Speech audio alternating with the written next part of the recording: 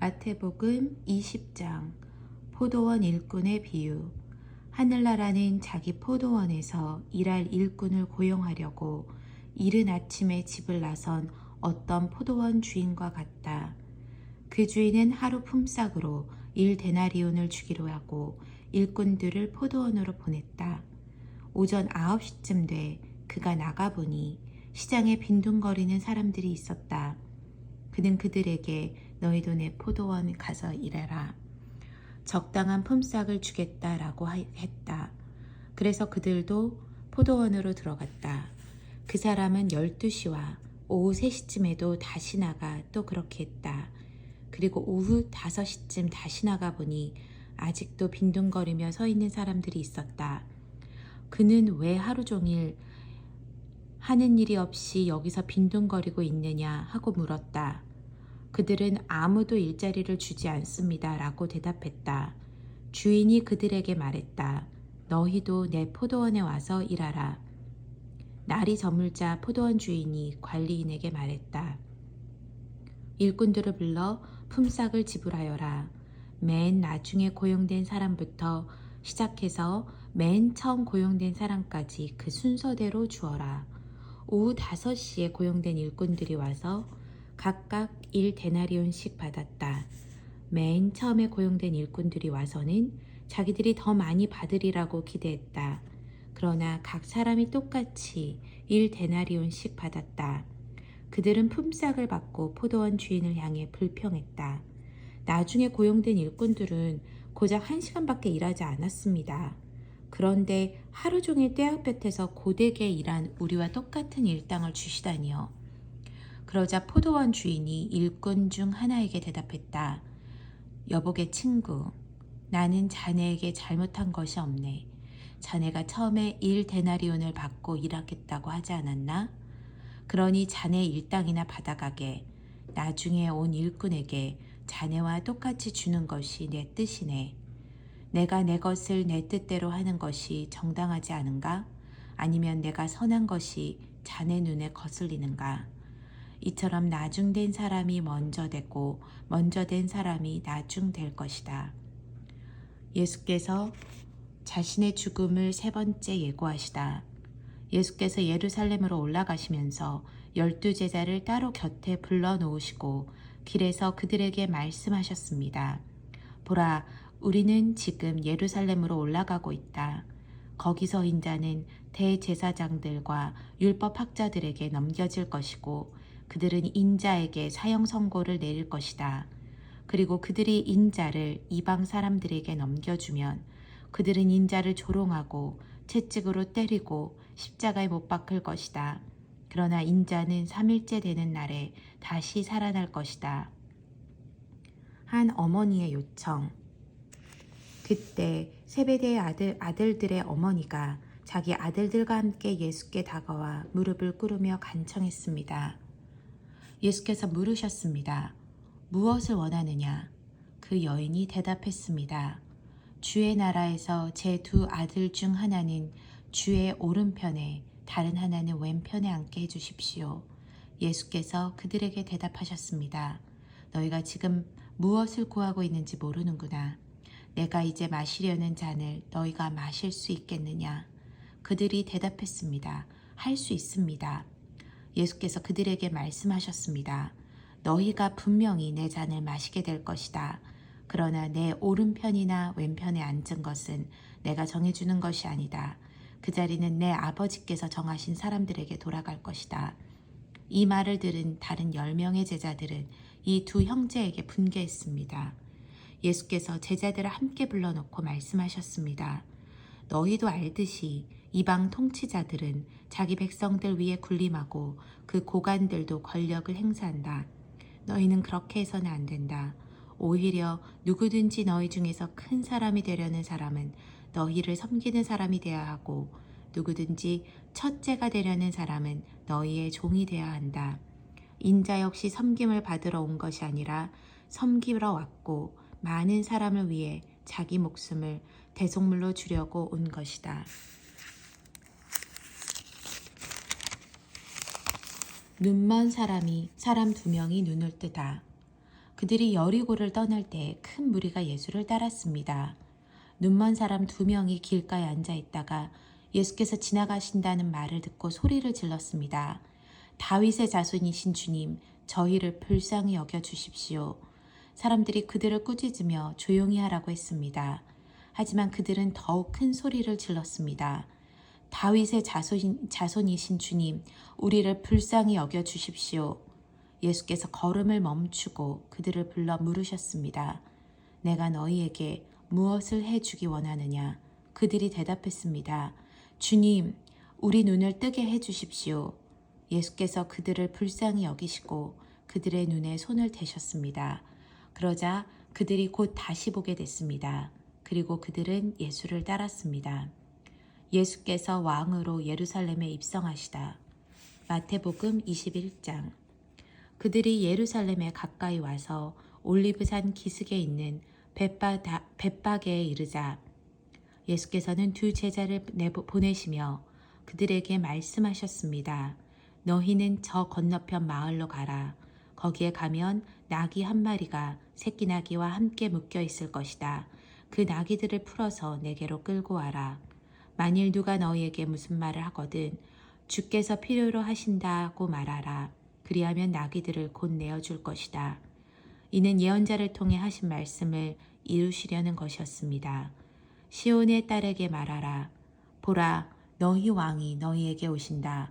그분은 겸손하셔서 나귀를 타셨으니 어린 나귀 곧 멍에 매는 짐승의 새끼다. 제자들은 가서 예수께서 시키신 대로 했습니다. 그들은 나귀와 새끼 나귀를 끌고 와서 그 등 뒤에 자기들의 겉옷을 얹었습니다. 그러자 예수께서 그 위에 앉으셨습니다. 큰 무리가 겉옷을 벗어 길에 폈고 어떤 사람들은 나뭇가지를 꺾어서 길에 깔기도 했습니다. 앞서가는 무리들과 뒤따라가는 무리들이 외쳤습니다. 다윗의 자손께 호산나, 주의 이름으로 오시는 분께 복이 있도다. 지극히 높은 곳에서 호산나. 예수께서 예루살렘에 들어가시자 온 성이 떠들썩해졌습니다. 사람들이 물었습니다. 이 사람이 누구요? 무리가 대답했습니다. 이분은 갈릴리 나사렛에서 오신 예언자 예수라오. 성전에서의 예수. 예수께서 성전에 들어가셔서 성전에서 장사하던 사람들을 모두 내쫓으셨습니다. 예수께서는 돈 바꿔주는 사람들의 상과 비둘기를 파는 사람들의 의자도 둘러 엎으셨습니다. 예수께서 그들에게 말씀하셨습니다. 성경에 이렇게 기록돼 있다. 내 집은 기도하는 집이라 불릴 것이다. 그런데 너희는 이 성전을 강도의 소굴로 만드는구나. 성전에서 눈먼 사람들과 다리를 저는 사람들이 예수께로 나아오자 예수께서는 그들을 고쳐주셨습니다. 그러나 대제사장들과 율법학자들은 예수께서 행하신 놀라운 일들과 어린 아이들이 성전에서 다윗의 자손께 호산나 하고 외치는 것을 보고 화가 났습니다. 그들이 예수께 물었습니다. 이 어린 아이들이 무슨 말을 하는지 들립니까? 예수께서 대답하셨습니다. 물론이다. 너희는 주께서 어린아이들과 젖먹이들의 입에서 찬양이 나오게 하셨다 하신 말씀을 읽어보지 못했느냐? 그리고 예수께서 그들을 떠나 성 밖 베다니에 가서 그날 밤을 지내셨습니다. 예수께서 무화과 나무를 저주하시다. 이른 아침 성으로 돌아오는 길에 예수께서는 시장하셨습니다.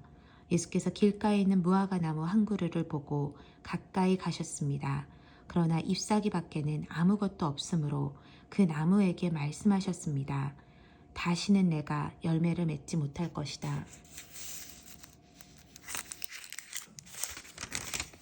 그러자 즉시 나무가 말라버렸습니다.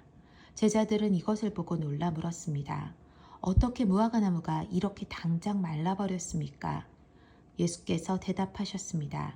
내가 진실로 너희에게 말한다.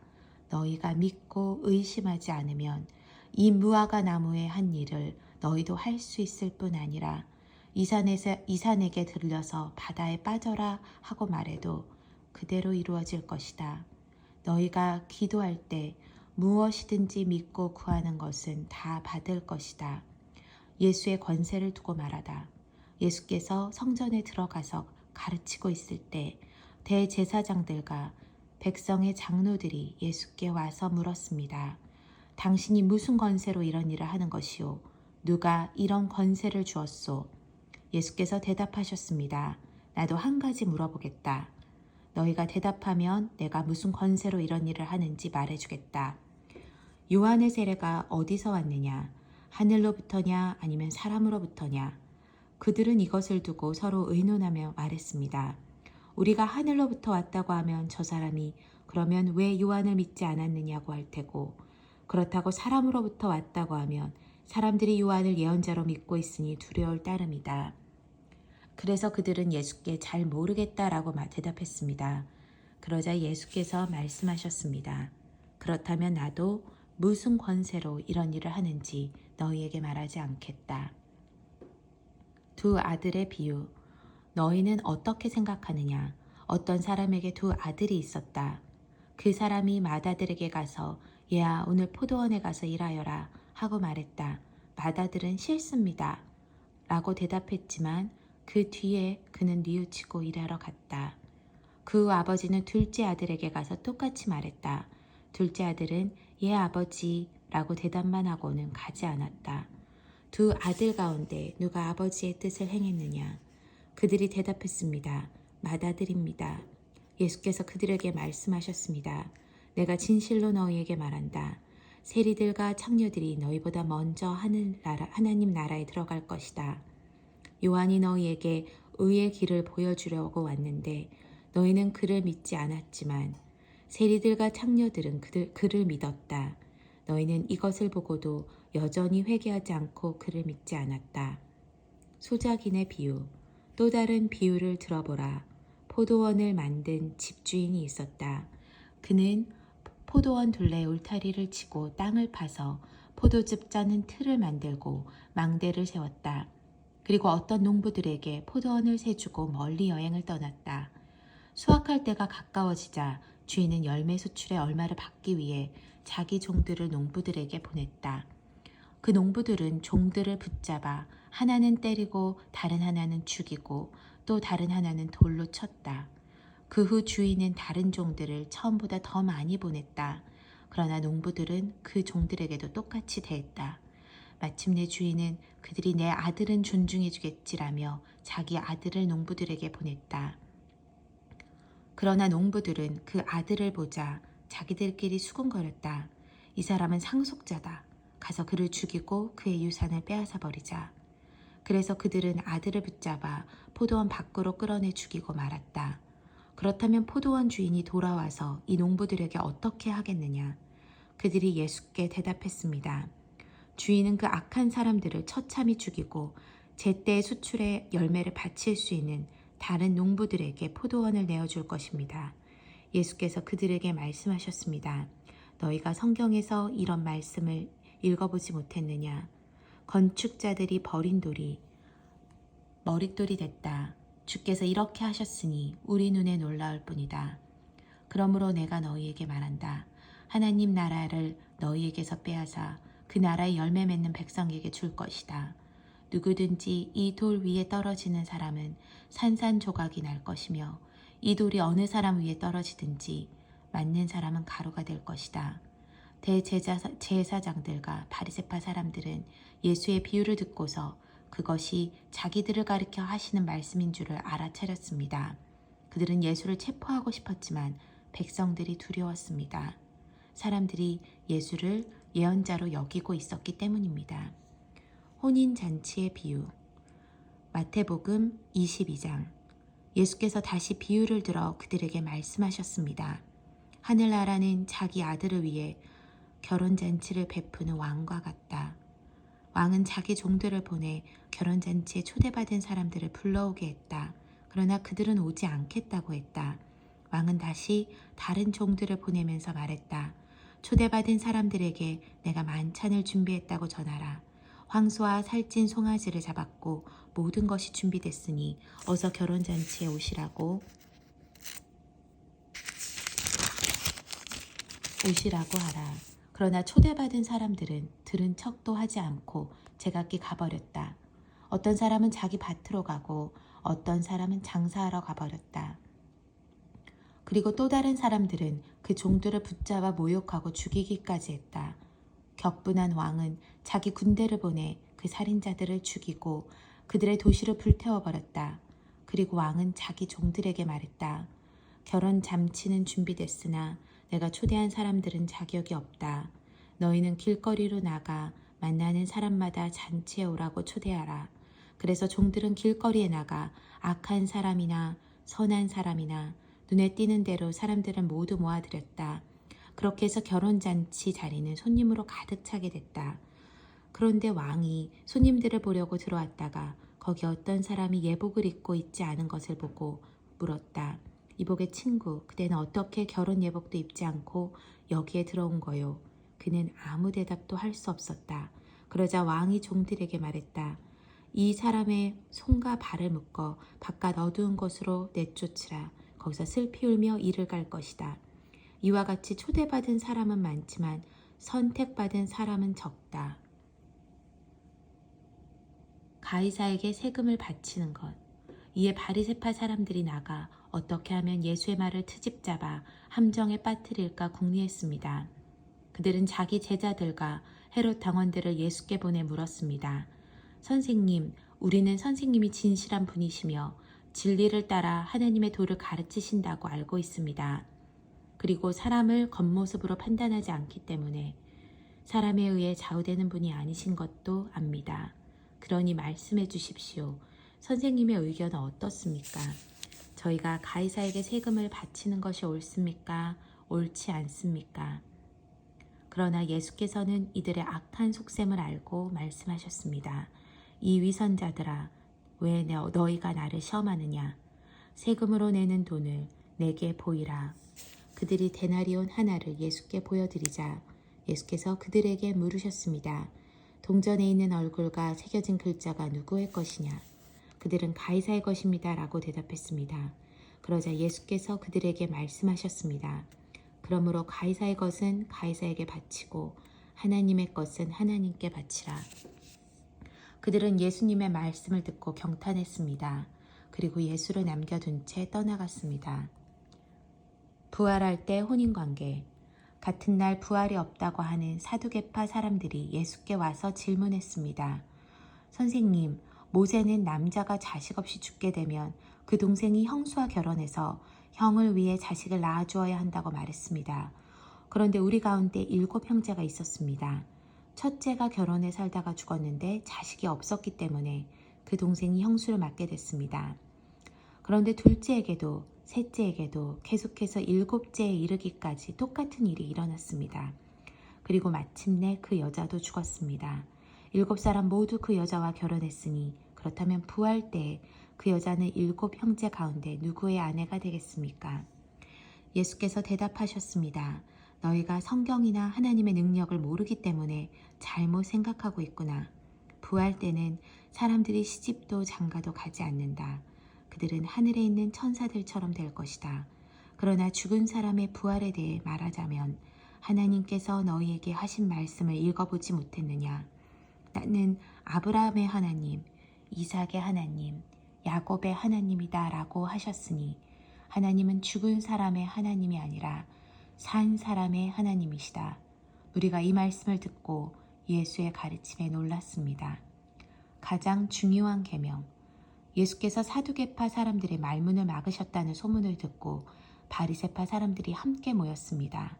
그들 가운데 율법교사 한 사람이 예수를 시험하려고 질문을 던졌습니다. 선생님, 율법 가운데 어느 것이 가장 중요한 계명입니까? 예수께서 대답하셨습니다. 내 마음을 다하고 내 생명을 다하고 내 뜻을 다해 주 내 하나님을 사랑하여라. 이것이 가장 중요하고 으뜸되는 계명이다. 그리고 둘째 계명도 이와 같다. 내 이웃을 내 몸처럼 사랑하여라. 모든 율법과 예언자들의 말씀이 이 2 계명에서 나온 것이다. 그리스도가 누구의 자손인가? 바리새파 사람들이 모여 있을 때 예수께서 물으셨습니다. 너희는 그리스도를 어떻게 생각하느냐? 그가 누구의 자손이냐? 그들은 다윗의 자손이십니다. 하고 대답했습니다. 그러자 예수께서 그들에게 말씀하셨습니다.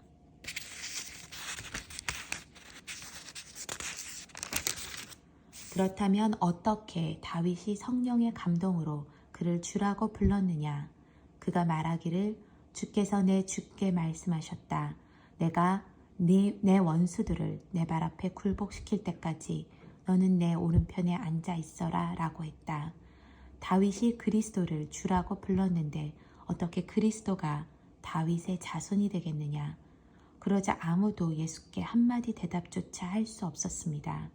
그날 이후로는 감히 예수께 묻는 사람이 없었습니다.